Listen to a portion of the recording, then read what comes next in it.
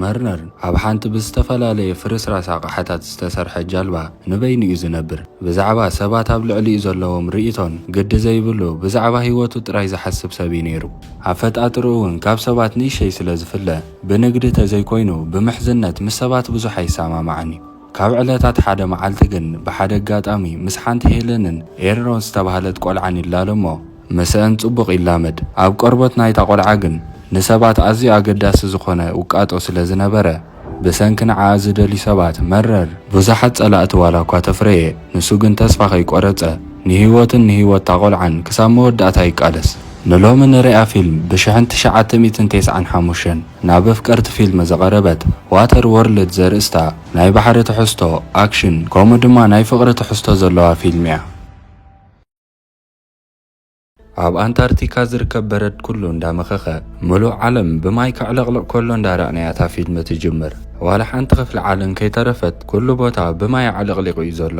ደቂ ሰባት ድማ ነዚ ሓድሽ ዝተፈጥረ ነገር ንኽለምድዎ ዝተፈላለየ ሜላታት እዮም ክጥቀሙ ጀሚሮም። ሰባት ካብ ዝነብሩሉ ዝነበሩ ቦታታት ኣቶል ዝትበሃል ኣብ ማእኸል ባሕሪ ዝተመስረተት ገዛውቲ ንርኢ እሞ እቶም ኣብኡ ዝነብሩ ሰባት ድማ ዓሳታት እንዳገፈፉ ባህላዊ ንግዲ እንዳገበሩን ይነብሩ ምዃኖም ንርኢ። ኣብዚ ገዛውቲ ዝኸበረ ነገር ካብ ወርቂ ንላዕሊ ሓመድን ኣትክልትን እዩ ነይሩ። እቲ ዝኸፍአ ነገር ዝሰትይዎ ማይ ስለ ዘይነበረ ሽንቲ ንኽሰትዮም ዝግደዱ ነይሮም። ካብ ባሕሪ ንምንታይ ማይ ዘይሰትዩ ክትብሉ ንትኽእሉ ኢኹም። እንተኾነ ግን ናይቲ ባሕሪ ጨው ካብ መቐረት ናይቲ ሽንቲ ዝገድድ እዩ ነይሩ። ስለዚኦም ድማ ካብቲ ባሕሪ ንኽሰትዩ ዘይመርፁ ዝነበሩ። ግን ንኹሎም ደቂ ሰባት ዘጠራጥር ሓደ ወረ ነይሩ እዩ። ሙሉእ ዓለም ብማይ ኣይተሸፈነትን መሬት ዝርከቦ ንኣሽቱ ቦታታት ኣሎ እዩ ዝብል ወረ ገሊኦም ዝኣምንሉ ገሊኦም ድማ ሓሶት እዩ ዝብል ኣከራኻሪ ጉዳይ ነይሩ። እቶም ንቑፅ መሬት ኣሎ ኢሎም ዝኣምኑ ግን ኩሉ ግዜ ነቲ ንቑፅ መሬት ንኽረኽቡ ይፅዕሩ ነበሩ። እንተኾነ ግን ክሳብ ሎሚ ዝተዓወተ ሰብ ኣይነበረን። እቲ ናይዛ ፊልም ቀንዲ ተዋሳኣይ መርለን ይበሃል። መርለን ኣብ ማእኸል ባሕሪ በይኑ ዝነብር ሰብ ኮይኑ ንጉሆ ተሲኡ ዝሰትዮ ማይ ስለሰኣነ ሽንቲ ክሰቲ ከሎ ንሪኦ። መርለን ኩሉ ግዜ ዓሳ እንዳገፈፈን ንውሽጢ ማይ ኣትዩ ድማ ዝወደቐ ኣቑሑት እንዳኣረየ እዩ ህይወቱ ዝመርሕ። ቀፂሉ መርለን ከምቲ ኩሉ ግዜ ዝገብሮ ዓሳ ንኽገፍፍን ከምኡ ድማ ዝወደቑ ንብረት ካብ ባሕሪ ንኽኣርን ንውሽጢ ማይ ኣቱ እሞ ንሱ ውሽጢ ከሎ ግን ናብ ጃልብኡ ካልእ ሰብ መፅዩ ዘድልዮ ንብረታት ሰሪቑሉ ይኸይድ። መርለን ካብቲ ውሽጢ ማይ ምስ ወፀ ግን ኣብቲ ጥቓ ጃልብኡ ስለ ዝረኣዮ ነቲ ዝሰረቆ እንታይ ደሊኻ ኢሉ ሓቶ። እቲ ወዲ ድማ ዝወደቐ ንብረታት ኣለኒ ክበካ ስለዝሃብኩ ኻይለ ክትበኒ ድማ ኣይፅበኒ ብነፃ እየ ዝበካ ብሎ።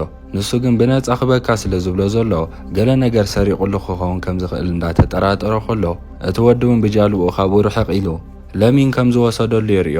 ኣብዚ መሬት ዘይርከቦም ማእኸል ባሕሪ ድማ ኣትክልቲ ክሰርቁኻ ከቢድ ነገር ስለ ዝነበረ መርነር ብሕርቃን ዋላ እኳ ክጓዮ ተሓሰበ ካልኦት ንኽልቲኦም ንኸጥቅዑ ብኻልእ ጃልባ ጸላእቲ ይመፅዎም ከም ዘለዉ ይርኢ እሞ መርነር ተቐላጢፉ ካብቲ ቦታ ይርሕቕ።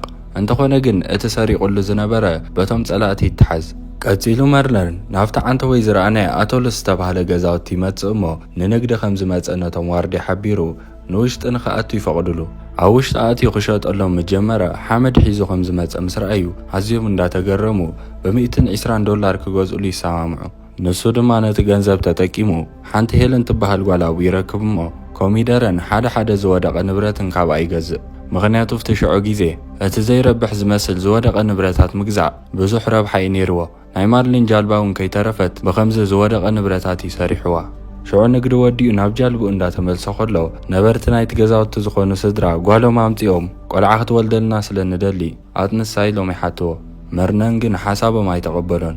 ንሳቶም ድማ ባዕልና ጓል ሂብናዮ ዝኣቢ ጥዑይ ኣይኮነን እዚ እንዳበሉ ብጠባዩ ኣዝዮም ይግረሙ። እቶም ነበርቲ ዘየስተውዓልዎ ነገር ግን መርነን ካብ ደቂ ሰባት ፍልይ ዘብሎ ሓደ ንኣሽቱ ተፈጥሮታት ነይርዎ እዩ። እንተኾነ ግን እቶም ወታሃደራት ሃንደበት ስለ ዝረኣይዎ ብሓይሊ ኣሲሮም ይሕዝዎ እሞ ኣብ እዝኑ ከም ናይ ዓሳ መስተንፈሲ ዝመስል ከም ዘለዎን ኣጻብዕቲ ናይ ኣጋሩ እውን ዝተለጋገበ ምዃኑ ይርዩ። መርለን ንኹሎም ኣፈንፂግዎም ብሓይሊ ከምልጥ ዋላ እኳ ተፈተነ ብመግፈፊ ዓሳ ገይሮም ይሕዝዎ። ንሱ ተኣሲሩ ከሎ ናብ በዓል ሄለን ንኸይድ እሞ ሄለን ንሓደ ግሪጎር ዝተባህለ ሰብኣይ ናብቲ ደረቕ መሬት መዓስ ከም ዝኸዱን ብኸመይ መገዲ ከም ዝኸዱን ተሓቶ። እቲ ሰብኣይ እውን ናብቲ ደረቕ መሬት ዘብፅሖም መገዲ ኣብዛ ንእሽተይ ኢኖላ ዝተባህለት ቆልዓ ኣብ ሕቖኣ ካርታ ተወቂጡ ከም ዘሎ ብኡ ተመሪሖም ከም ዝኸዱ ንሕብራ። ግሪጎር እቲ ሰብኣይ ብርሑቕ መርለን ተኣሲሩ ከም ዘሎ ምስ ረኣየ ምናልባት እኮ ብዛዕባ እዚ ካርታ ንሱ ክፈልጥ እኽእል ኢሉ ከይዱ ይሓቶ። መጀመርያ ናብኡ ምስ ከደ ከመይ ጌርካ ኢኻ እዚ ኣካላትካ ናብ ናይ ዓሳ ክትቅይሮ ክኢልካ ኢሉ ሓቶ። መረን ግን መልሲ ንኽቦ ፈቃደኛ ስለ ዘይነበረ ሱቕ ብል። ቀፂሉ ግን ተኻርታ እንዳርአየ ብዛዕባ ዝኻርታ ትፈልጦ ነገር ኣሎ ዶ ኢሉ ሓቶ። ሽዑ መርለን እወ ፈልጥ እየ ጥራይ ንስኻ ካብ ዝፍትሓኒ እምበር ባዕለይ ክወስደካ እየ እንዳበለ ክራዳድኦ ይፍትን። እንተኾነ ግን ግሪጎር እዚ ክፈትሐልካ ስልጣን የብለይን ኢሉ ገዲፎ ይኸይድ። ነፅባሒቱ ንግሆ መረን ተኣሲሩ ከሎ ሓደ ዲኮን ዝተባህለ ናይ ባሕሪ ሸፋቱ መራሒ ነታ ናይ መሬት ካርታ ዘለዋ ቆልዓ ንኽወስድ ናፍቲ ገዛውቲ መፂኡ ከጥቅዖም ይጅምር። ሽዑቶም ሸፋቶ ቀልጢፎም ነቲ ገዛውቲ ከቢቦም ብዝተፈላለየ ኣፅዋራት ገይሮም ከፍርስዎ ይጅምሩ። በዚ ዝፍጠር ዘሎ ነገራት ብዙሕ ሰብ ክመውት ከሎ እቶም ጸላእቶም ግን በቲ ሒዞሞ ዝነበሩ ስካላን ካልእ ሜላታትን ብምጥቃም ናፍቲ ገዛውቲ ከኣትዉ ይጅምሩ። ኣብ ከምዚ ዕግርግር ከለዉ ግን እቲ ግሪጎር ዝተባህለ ሰብኣይ ቅድሚ ሕጂ ዳልይዋ ዝነበረ ፓራሹት ገይሩ ንላዕሊ ክኸይድ ይጅምር። መረር ድማ ኣብኡ ተኣሲሩ ክፈትሖ እንዳፈተነ ከሎ ሓደ ካብቶም ጸላእቲ ነጢሩ መፂኡ ምስቲ ሓፂን ይጋጮሞ። እታ ተኣሲሩላ ዝነበረት ሓፂን ናብ ጭቃ ወዲቓ ተኣሲሩ ከሎ ናብቲ ጭቃ ክጥሕል ይጅምር። ሄለን ብርሑቕ ኮይና መረር ክጥሕል ከሎ ምስ ረኣየት ናብኡ ኸይዳ ንኽልቴና ሒዝካና ትወፅእ ትኮንካ ካብዚ ክፈትሐካ ትብሎ። ንሱ ድማ ብሓሳባ ስለ ዝተሰማምዐ ተኸፍተሉ። ሽዑ እሱ ተቐላጢፉ መርከቡ ክሳብ ዘልዕላ ንሰን ሓሊፈን ማዕጾ ናይቲ ገዛውቲ ንኽኸፍታሉ ይነግረን። እንተኾነ ግን እቲ ማዕጾ ንኽኽፈት ብዙሕ ጉልበት ስለ ዘድልዮ ክኸፍትኦ ኣይከኣላን። ሽዑ ቀልጢፉ በዓሉ ኸይዱ ነቲ ማዕጾ ኸፊቱ ንኽልቲአን ሒዝወን ካብቲ ገዛውቲ የምልጥ እሞ ብኽልቲኡ ኣንፈት ዝነበሩ ጸላእቲ ግን ምትኳስ ምስ ቀጸሉ ሲሒቶም ናብ ናይ ሓለቆም ዲኮን ዘለዋ መርከብ ይትኩሱ። እንተኾነ ግን ዲኮን ብሂወት ስለ ዝተረፈ ናፍቲ ውሽጢ ናፍቲ ገዛውቲ ኸይዱ እታ ኢንሎራ ዝተባህለት ንእሽተይ ቆልዓ ካርታ ዘለዋ ስእሊ ኣበይ ኣላ እንዳበለ ሰባት ከሳቕ ይጅምር። ንሳቶም ድማ ፈሪሖም ምስ በዓል መርነር ከም ዝኸደት ቆልዓ ይነግርዎም። በዓል ሄለን ብወገኖም ኣብ ጉዕዞ እዮም ዘለዉ። ሄለን ናብ ደረቕ ምድሪ በየን ጌድካ ከም ዝኽየድ ትፈልጥ ዶ ኢላ ንመርነር ተሓቶ። ንሱ ድማ ኣይፈልጥን እየ ኣነ ዝፈልጦ ነገር ተሃልዩ ንሰለስቴና መግቢ ስለ ዘይኣኽልና ነዛ ቆልዓ ኣብዚ ባሕሪ ደርቢናያ ንኺድ ይብላ። ሄለን ግን እዚ ሓሳብ ክኸውን ከም ዘይክእል እንዳነገረት እንተሰሚዕዋ ድማ ምስኡ ከም ትድቅስ እንዳነገረት ከተእምኖ ትፍትን። እንተኾነ ግን መርነን ብዛዕባ ሂወቱ እምበር ናይ ካልእ ሰብ ሂወት ብዙሕ ግዲ ዝህቦ ሰብ ስለ ዘይነበረ ብዘይብኡ ድማ እታ ቆልዓ መሊሳ ኣብቲ ጃልባ ክትስእል ትጸንሖሞ ኣዝዩ ሓሪቑ ናፍቲ ባሕሪ ደርብያ። ሄለን ነዚ ምስ ረኣየት እታ ቆልዓ ሓምቢሳ ስለ ዘይትኽእል ንዓኒ ከተድሕን ነጢራ ተኣቱሞ ዘይግድሶ መረር ግን ወዮ ኸይድክናለ ኢሉ ንኽልቲአን ገዲፍወን መገዱ ይቕጽል። እንተኾነ ግን ሃንደበት ተጣዒሱ ተመሊሱ ንኽልቲአን ወስደን። ኣብዚ ግዜ እዚ እቶም ጸላእቶም ብርሑቕ እንዳተኮሱ ክመፁ ይጅምሩ እሞ መረር ንዖም ንኽከላኸል ተቐላጢፉ ናፍቲ ጃልቦ ኣትዩ። ኣብ ውሽጡ ከሎ ሄለን ግን ብዘይፍቓድ ነታፍቲ መርከብ ጸንሐታ ማንቲክ ሰይዳ ናፍታ ነፋሪት ትሸኽላሞ። በዚ ምኽንያት እታ ጃልባ እንታ ነፋሪትን ተታሒዘን ክኾላ ይጅመራ። መረር ተቐላጢፉ መፂኡ ነታ ገመድ ክብትካ ዋላ እኳ ተፈተነ። እቲ ፓይሎት ግን ንዖም እውን ሓደጋ ስለ ዝኾነቲ ነገር ቀዲሞ ባዕሉ ይበትካ። እታ ጃልባ በቲ ገመድ ተታሒዛ ስለ ዝጸንሐት ምስታ ነፋሪት ምስ ተበትከተ ነቓኒቓ ንመረር ናብ ባሕሪ ተእትዎ። ሽዑ ብሕርቃን ካብቲ ማይ ወፂኡ ንኽልቲአን ብሰንኪ ጃልባይ ተገልቢጣ ነይራ ኢሉ ብሕርቃን ጸጉረን ንቐንቅመን። ክሳብ ሕጂ መረር ብዛዕባ ሂወቱ እምበር ብዛዕባ ሂወት ናይ ዘን ክልተ ወላ ሓንቲ እዩ ዘይግድሶ ዘሎ። መራሒ ናይ ጸላእቶም ዲከም ብወገኑ እታ ቆልዓ ኣብዚ ኣትወት ተኣቲኹም ተምጽዋ ኢሉ ነቶም ዝተረፉ ሰራሕተኛታት ይሰዶም። በዓል መርነር ብወገኖም ሓደ ገፋፋ ዓሳ ይመጾ እሞ ኣዝዩ ኣገዳሲ ወረቐት ከም ዝሓዘ እንዳተዛረበ ምስ ሄለን ክድቅስ እንተፈቒድካለይ እዚ ወረቐት ንዓኻ ክበኪዕ ይብሎ። መርነር ድማ ከይገደሶ እቲ ወረቐት ጥራይ ሃበኒ እምበር ጸገም የለን ይብሎ። ሄለን ግን ፈቓደኛ ስለ ዘይነበረት ትሃድም። እቲ ገፋፋ ዓሳ ግን ብሓይሊ ናፍቲ ጃልቦ ሒዝዋ ኸይዱ ንሄለን ድሌቱ ክገብር እንዳተዳለወ ከሎ መረር እቲ ወረቐት ተፈተሾ ወላ ሓንቲ ጥቕሚ ዘይብሉ ወረቐት ኮይኑ ምስ ጸንሐ ተቐላጢፉ ኸይዱ የቋርጾ። ሽዑ ንሄለን ውፅእ ካብዚ ናብ ጃልባይ ኪድ ይብላ እሞ እቲ ገፋፋ ዓሳ ግን ሓሪቑ ካራ ገይሩ ንመረር ክቐትሎ ይፍትን። እንተኾነ ግን መረር ኣብ ባእሲ ሓያል ስለ ዝነበረ ብቐሊሉ ነፍሲ ተኸላኺሉ ንዑ ቀትሎ። ቀጺሉ ድማ ንበዓል ሄለን ዓሳ ኸመይ ጌርካ ከም ዝግፈፍ እንዳርአየ መግፈፊ ዓሳ ዝኾኖን መግብን ሒዙ ንውሽጢ ባሕሪ ኣቱ እሞ ቀልጢፉ ግን ሓደ ኣዝዩ ገዚፍ ዓሳ ንዑ ንኽበልዑ መጽእ። ብዘገርም ኣጋጣሚ ግን ዋላ እኳ እቲ ዓሳ ኣዝዩ ገጅፍ ተነበረ መረር ንዑ ዝቐትለሉ ሜላ ጥዑይ ገይሩ ይፈልጥ ስለ ዝነበረ ቀቲልዎ ስጋ ሒዙ ይምለስ። እቲ ስጋ እንዳጠበሰ ድማ ንኽልቲአን ድራረን ከብልዐን ይጅምር። እዚ ጨካን ዝነበረ መረር ንኽልቲአን ክሓሊለን ይጅምር እዩ ዘሎ ሕጂ። ስእሊ ስኢልኩ ኢሉ ዝሃርማ ዝነበረ ነታ ቆልዓ እውን ንኽትስእል ከፍቅደላ ይጅምር። ሓምቢሳውን ስለ ዘይትኽእሎ ናብ ባሕሪ ሒዝዋ እንዳኣተወ ምሕምባስ የላምዳ። ሄለን ግን ናይ ክልቲኦም ቅርርብ እንዳደልደለ መጽእ ምህላው ንእሽተይ ከተሓሳስባ ይጅምር። ድሕሪ ቁሩብ ሰዓታት ካልኦት ሰባት ኣብ ካልእ ጀልባ ኮይኖም ንበዓል መረር ንኽሕግዝዎም ይሓቱ። መረር ግን ስለዝተጠራጠረ በትሕቲ ማይ ኣትዩ ምስ ረኣዮም እቶም ጸላእቲ ምዃኖም የረጋግጽ።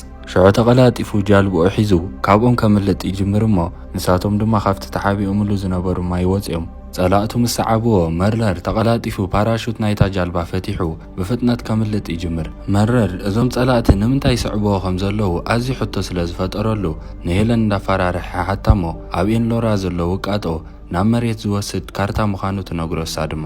መረር ግን ብሕርቃን መሬት ዝበሃል የለን ኩሉ ብማይ ተሸፊኑ ይብላ እሞ ንሳ ግን ትካትዖ መሬት ከም ዘሎ ሽዑ ሒዝዋ ንውሽጢ ኣትዩ ቀደም ዝተሃንጹ ኩሎም ፐላሶታት ከም ዝተዋሕጡን ሙሉእ ዓለም ብማይ ከም ዝተሸፈነን የመስክረላ። ሄለን በቲ ዝረኣየቶ ነገር ኣዝያ ትግረም። እንተኾነ ግን ካብቲ ኣትዮሞ ዝነበሩ መዓመቕ ውቅያኖስ ንላዕሊ ምስ ተመልሱ ጀልባኦም ብጸላእቲ ተኸቢባ ጸንሖም። ኢንሎራ ተቆልዓ ግን ተሓቢኣ ስለ ዝነበረት እቶም ጸላእቱ ኣበይ ጌርኩማ ኢሎም ኣይሓትዎ። መረር ኣብዚ ሕጂ ግዜ ነታ ቆልዓ ፈቲዋ ስለ ዘሎ ክነግሮም ኣይሓሰበን። እንተኾነ ግን ንላዕሊ ምስ ተኮሱ እታ ተሓቢኣ ጸንሐት ቆልዓ ሰንቢዳ ትወፅእ። ሽዑ ብሓይሊ ነታ ቆልዓ መንጢሎም ናብቲ ጃልቦኦም ሒዞም ኣኸዱ። ዲከን ሓላፊኦም ድማ ንሄለንን ንመረርን ንኽቐትልዎም ኣዚዝዎም ኸይድ። ሽዑ መረር ንሄለን ሒዝዋ ናብ ውሽጢ እቲ ማይ ኣቱ እሞ ሄለን ግን ኣብ ውሽጢ ነዊሕ ክትጸንሕ ስለ ዘይትኽእል ዓቕላ ጸይብዋ ንላዕሊ ትወፅእ። ሽዑ መሊሱ ንውሽጢ ሒዝዋ ኣትዩ ብኣፉ ትንፋስ ክባ ይጅምር። እቲ ነገር ግን ንሄለን ካልእ ስምዒት ይፈጢሩላ ነይሩ። ሽዑ ብኸምዚ መልክዕ ጸላእቶም ክሳብ ዝኸዱ ይጸንሑ። ካብ ውሽጢ ምስ ተመልሱ ግን ጀልባኦም ኣፍሪሶምሎም ከም ዝኸዱ ይርእዩ እሞ ዲከንቲ መራሒ ናይቶም ጸላእቶም ድማ ነታ ንእሽተይ ቆልዓ እንዳፈራርሐ ብዛዕባ ትውቃጦ ክትነግሮ ይሓታ። እታ ቆልዓ ግን ትፈልጦ ጉዳይ ስለ ዘይነበረ መልሲ ክትቦ ኣይከኣለትን። በዓል መረር ድማ ብወገኖም ተስፋ ቆሪጾም ሃፍታ ዝተሰባበረት ጀልባ ኮፍ ኢሎም ክዕልሉ ይጅምሩ እሞ ቅድሚ ሕጂ ብሓንሳብ ንደቅስ ክብለካ ከለኹ እንታ ኮንካ ኢኻ ኣብኻኒ ኢላ ትሓቶ ሄለን። ንሱ ድማ እቲ ኩነታት ኣገዲዱ ክምበር ንዓይ ደሊኹ ከምኡ ስለ ዘይሓተት ክንብላ። ሄለን ድማ በቲ ብልዕሊኣ ዘርኣዮ ክብሪ ደስ ኢልዋ ቀሪባ ትስዕሞ። ሽዑ ብድሌታ ኣፍታ ዝፈረሰት ጀልባ ብሓንሳብ ይድቅሱ። ድሕሪ ውሑዳት ሰዓታት መረር ንውሽጢ እቲ ማይ ኣትዩ ነታ ጀልባ ክትጽግና እንዳፈተነ ኸሎ እቲ ብፓራሹት ዘምለጠ ግሪጎር ዝተባሃለ ሽማግለ ሰብኣይ ናብኡ መጽእ። ሄለን ነዚ ምስ ረኣየት ኣዝያ ትሕጐስ እሞ ንኽልቲኦም ናብቲ ላዕሊ ደይቡ ሒዝዎም ኸይድ። ሽዑ ሰለስቲኦም ብሓንሳብ ናብቶም ኣብ ሓደ ገዛውቲ ዝነበሩ ድሕሪ እቲ ሓደጋ ዝደሓኑ ተኣኪቦም ዝነብሩላ ዝነበሩ መርከብ ይኸዱ። ንምሸቱ ኩላቶም ተኣኪቦም ብዛዕባ ናብ መሬት ከመይ ገይሮም ኸዱ ይዘራረቡ እሞ መረር በይኑ ግን ነታ ቆልዓ ከመይ ገይሩ የድሕና ይሓስብ ስለ ዝነበረ ሓሳቡ የካፍሎም። እንተኾነ ግን ዝሕግዞ ሰብ ስለ ዘይነበረ በይኑ ንኸድሕና ናብ መርከብ ናይ ጸላእቱ ይኸይድ። ሽዑ ብውሽጢ ማይ ኣትዩ በብሓደ ነቶም ዋርድያ ናይታ መርከብ ንውሽጢ ማይ እንዳእተወ ቐትሎም ይጅምር እሞ እቲ ዲከን ዝተባህለ መራሒኦም ድማ ንኹሎም ዝመርሖም ህዝቢ ኣኪቡ መሬት ኣበይ ከም ዘሎ ይፈልጥ ኢሉ ናይ ሓሶት ተስፋ ሂቦም። ሽዑ ቀፂሉ ነቶም ህዝቢ ነታ መርከብ ንኽጅልብዋ ትእዛዝ ይህቦ እሞ እቶም ህዝቢ ድማ ዓብ ተስፋ ስለ ዝረኸቡ ብውሽጢ ኩላቶም ተሓጋጊዞም ነታ መርከብ እንዳጀለቡ ከንቀሳቐስዋ ይጅምሩ። ኣብዚ ሰዓት እዚ መረር ካብቲ ማይ ወፂኡ ተኺሉ ናብቲ መራሒኦም ከይዱ እታ ቆልዓ ኤንሎራ ሃበኒ ኢሉ ይሓቶ። ዲከን ድማ መን ኮንካ ኢኻ እስኻ ከምዚ ኢልካ ንዓይ ትሓተኒ ምስ በሎ መረር ወይ ታ ቆልዓ ሃበኒ ወይ ዛ ትሪኣ ዘለኻ ፈንጂ ናብዚ ኸእትወ የብሎ። ዲከን ግን ኣይገብሮን ኢሉ ስለ ዝሓሰበ ሕጂ እውን ነቲ ሕትኡ ምስ ነጸጎ መረር ነታ ሒዝዋ ዝነበረ ሓዊ ናብቲ ናይታ መርከብ ነዳዲ ይስንድዋ። ሽዑ በቲ ዝተፈጥረ ነገር ብዙሓት ሰራዊት ናይ ዲከን ይሞቱ፣ ከምኡ ድማ እታ መርከብ ትፈርስ። ዲከን ግን ተቐላጢፉ ነታ ቆልዓ ሒዝዋ ብኣየር ገይሩ ክሃድም ይፍትን እሞ መረር ቀልጢፉ ስለ ዝተረድኦ ተቐላጢፉ ብገመድ ናብቲ ታሕተዋይ ክፋል ናይታ መርከብ ወሪዱ እታ ነፋሪት ቅድሚ ምብራራ ናብቲ መርከብ ከም ተወደቐ ገብራ። ኣጋጣሚ ኮይኑ ኣብ ውሽጢ እታ ነፋሪት ዝነበረት ታ ቆልዓ ኢንሎራ ብዙሕ ኣይተጎድአትን። መረር ተቐላጢፉ ኸይዱ ብሓጎስ ሓቒፍዋ እታ መርከብ ቅድሚ ምጥሓላ ኸመልጥ ይጅምር እሞ ኣጋጣሚ እውን በዓል ሄለን ብፓራሹት ገይሮም ናብታ መርከብ መጹ።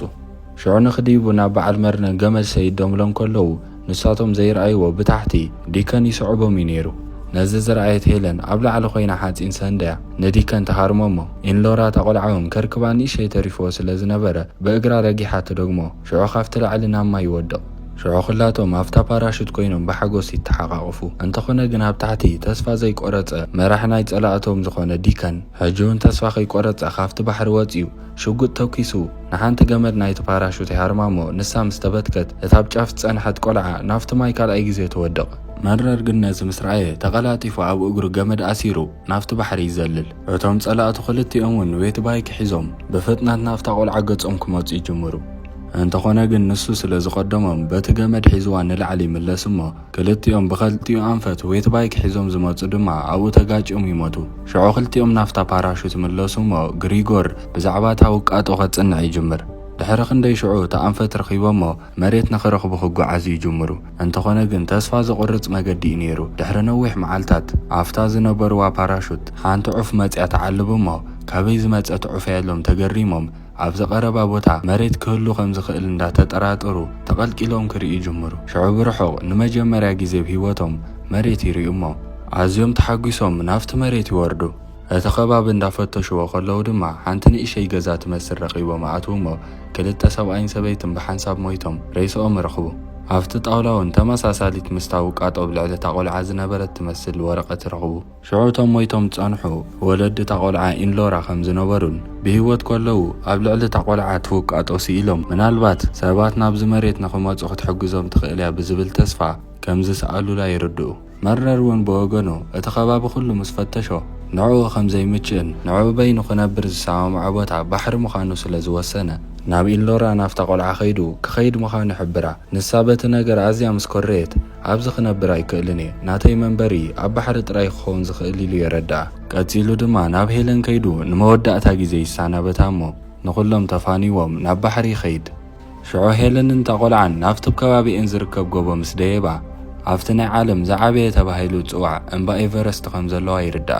ሽዑ ብርሑቕ ኣብቲ እምባ ኮይነን ንመረር እንዳረኣየኦ ንሱ ድማ ናፍቲ ባሕሪ ጉዕዞ እንዳቐጸለ እታ ፊልም ብዙ ትውድእ። ከምዚ ዓይነት ፊልምታት ትፈትዉ ነዛ ፊልም ፈቲኹማ ክትኮኑ ተስፋ ገብር። እንተፈቲኹማ ላይክ ግበሩ። ከምኡ ድማ ናይ ወትሩ ተኸታተልቲ ናይዛ ቻነል ንኽትኮኑ ሳብስክራይብ ጌርኩም ነታ ደወል ትንክፍ ምባል ኣይትረስዑ። ኣብ ዝቕጽል ከምዚ ዓይነት መሳጢ ፊልም ሒዘልኩም ክሳብ ዝመጽእ ሰሰና እዩ።